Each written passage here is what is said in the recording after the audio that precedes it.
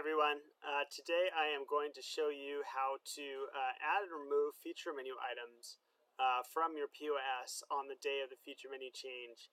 And so we are actually changing the way we do this. In the past, I would just dial in on the morning of and I would edit all the items so that the new feature menu items would show up and the old ones would disappear. But now we're going to actually be doing that ahead of time by creating an alternate set of items that you can go into later on the day of the menu change and actually add to your system and then go and remove the old items. So I'm going to show you how to do that. So what you want to do is you want to log into the POS configurator, and then under the Sales tab, click the Menu Items button. This will show you all the menu items that are on your POS terminal right now. I'm going to scroll down here. And feature menu items are located right on top. What I'm going to do is I'm just going to key in here and I'm going to hit the page down button a couple times. So here you see feature A. So we have two banks of feature menu items, feature A and feature B, which you see down below here. So basically one will be active and the other will be upcoming. And what you'll need to do is you'll need to add SLUs to the items that are going to be going live on your menu that day. And you'll need to remove the SLUs from the items that will be coming off your menu that day. So I'm going to show you how to do that. So we've gone and created an alternate item for every single menu item on the feature menu. So you can see everything from cups of daily soup to tamales. That all has an alternate item now. So here is the alternate cup of soup. Now, if I click onto a cup of daily soup, for instance, this is currently on our Micros terminal.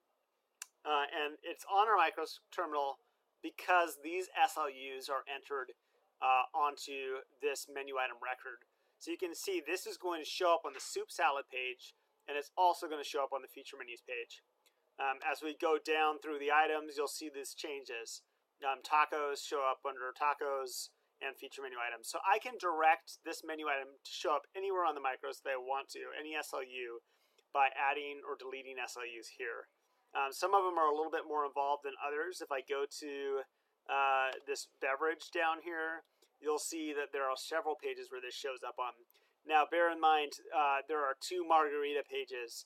There's one that shows up on the bar screen and one that shows up on the food screen. This is the only item that is like that. And I've added this item to both margaritas and the special cocktails that we have, along with the feature menu items. One other thing to be aware of is any happy hour item will only show up on the happy hour page. I don't include those on the feature menu page just to keep it uncluttered. Okay, great. So these items are all active and they're all showing on the Micros. Now these items down below are not. And you can see it's because they don't have any SLUs. So what you need to do on the day of the feature menu change is you need to come down here and you need to add SLUs to each one of these items. How will you know which pages they go on?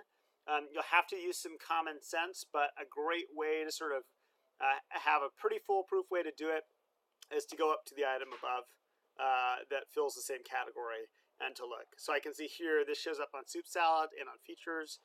I'm going to go down below. Quick shortcut, you can see they're numbered. 8 is soup, so I'm going to hit 8, and then I'm going to hit enter, and then I'm going to hit tab, and it's going to bring me down to the next one. Now I'm going to hit 17, I'm going to hit enter, and I'm going to hit tab, and so now I'm all set. So at this point we have 2 cups of daily soup showing on the soup salad page and the feature page. I don't want that. I want to eliminate the old one, so after I go add the new one, I'm going to have to come back up here and I'm going to hit delete. Very important. Backspace won't work. You have to hit delete. Delete, tab, and if you're OCD, you can go ahead and click the green check mark. That also activates everything. You don't have to do that. It should do it automatically, but I like to do it because I'm OCD.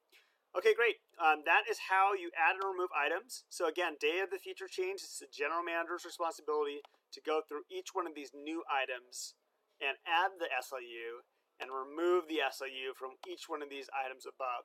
Once you're done with that, just leave it. The feature A items now will be inactive and the B ones will be active.